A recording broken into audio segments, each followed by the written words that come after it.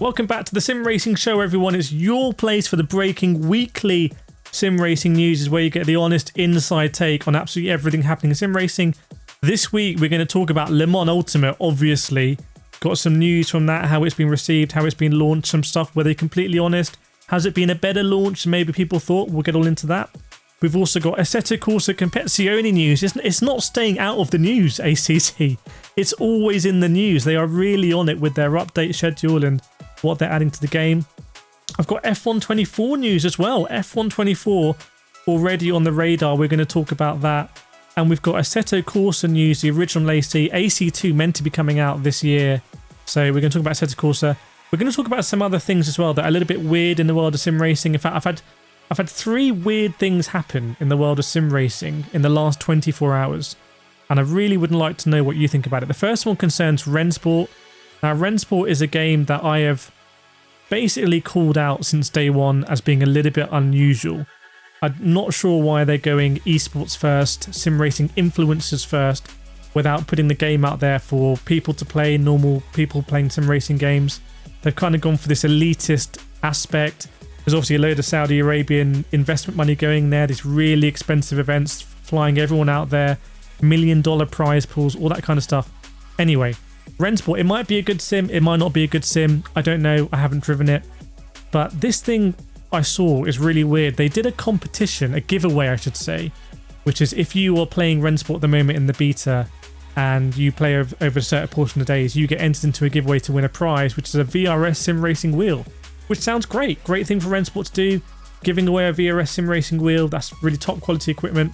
It's only when I read the terms and conditions, because I like to read the terms and conditions. I went in the terms and conditions. The wheel is actually a wheel that broke on stage at one of their live events and needed to be replaced. So it's a broken wheel that does not work, is broken. And they say it's a piece of memorabilia. It's a piece of sim racing history. Look, someone is going to be very disappointed who wins that. That is something you would need to make clear, I think, in the flashy advertising they're doing of this giveaway. Say, hey, we're going to give away one of our broken wheels, because that to me is a little bit weird and also just seems to tie in with the way Rennsport are doing things. If you remember a few years ago when I was looking into motorsport games, looking into overtake.gg, looking into Rennsport, working out who owns all these things, it's all a bit, doesn't seem to be super transparent. So that's Rennsport. I also had someone come up to me and say, are you going to enter this sim racing charity race? And I looked at the link, and the link, I had thought it was a sim racing charity race, but actually it seems to be that there is and I need to look into this further, but it might. Anyway, so that was a bit weird. I also had something else come up, which was really unusual. I had people send me graphs of a couple of sim racing YouTube channels. And if you show me those graphs for any channel, I would say they are definitely buying subscribers. Like, those graphs show bought subscribers. The number of subscribers per day is basically the same as the number of views, or it's not proportionate, it's way higher. So again, I don't want to go too much into that because I don't know too much about it, but three weird things have happened in the last 24 hours in sim racing, and I just find myself trying to be this honest, almost like anti-influencer, where I just literally talk to this camera and tell you what I think honestly. And there's just so much money washing around in sim racing that, it's, a lot of influencers want to be like the next big thing. A lot of companies really want adoption, so they're spending loads of money, and it's all a bit, I just want to play sim racing games, but just putting that out there in the sim racing show, that's what's been going on. By the way, as this video goes live, the newsletter should have also gone live, so make sure you're signed up. Sim.doctor, and some updates coming there as well. So Le Mans Ultimate, so it released, didn't it? So I did my videos on it, everyone else did their videos on it, and I would say on balance, it is a welcome addition to the sim racing landscape. It is fully licensed in terms of 2023 World Endurance Championship. The handling is being received very well. I personally like the handling. I know that it's a little bit subjective. The graphics seem to be okay. The performance for me was not too bad. Yes, there have been glitches. I think some of the glitches have almost been possibly a little bit gamed to get content and to get views, but by and large it seems to broadly work, and you can see the roadmap that they want to go on.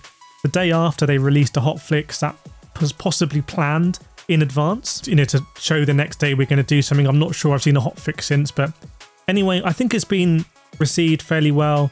and it's a well-needed boost for motorsport games because they've had such a terrible time in terms of paying for licenses, paying for development, allegedly, and they're not really releasing much. This has come out, and I think on balance, I think early access is the right way to do it.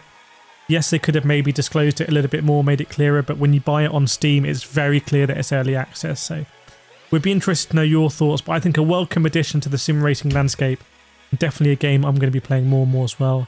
Let's move on to Assetto Corsa and Competizione. So the GT2 pack we've covered in these videos and in the newsletter. Again, a really welcome addition to sim racing, driving like the Maserati MC20 GT2, the KTM, the AMG, the Porsche, the Lambo as well.